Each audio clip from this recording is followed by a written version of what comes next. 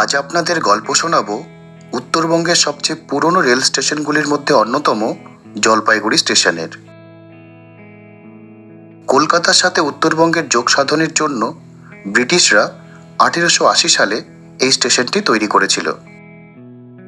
কলকাতার শিয়ালদা থেকে ট্রেন তখন রানাঘাট এবং অধুনা বাংলাদেশের পদ্মা নদীর উপর তৈরি হার্ডিঞ্জ সেতু দিয়ে এসে পৌঁছাতো জলপাইগুড়ি স্টেশনে। 1880 সালে জলপাইগুড়ি স্টেশনের সাথে তৈরি হয় শিলিগুড়ি টাউন স্টেশন এবং 1881-তে টয় ট্রেন শিলিগুড়ি স্টেশন থেকে ছুটে যায় দার্জিলিং পাহাড়ে। দেশের নামী ব্যক্তিরা এবং ব্রিটিশ সরকারের অফিসাররা শিয়ালদা থেকে ট্রেনে আসতেন জলপাইগুড়ি এবং তারপর গাড়ি করে শিলিগুড়ি টাউন স্টেশনে গিয়ে টয় ট্রেনে উঠে সোজা শৈলশহর দার্জিলিং।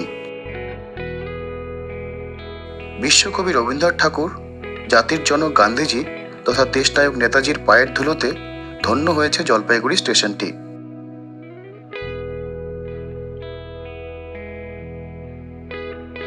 প্রায় 150 বছরের দোরগোড়ায় পৌঁছে যাওয়া এই স্টেশনটিকে মডেল স্টেশন হিসেবে গড়ে তোলার কাজ চলছে।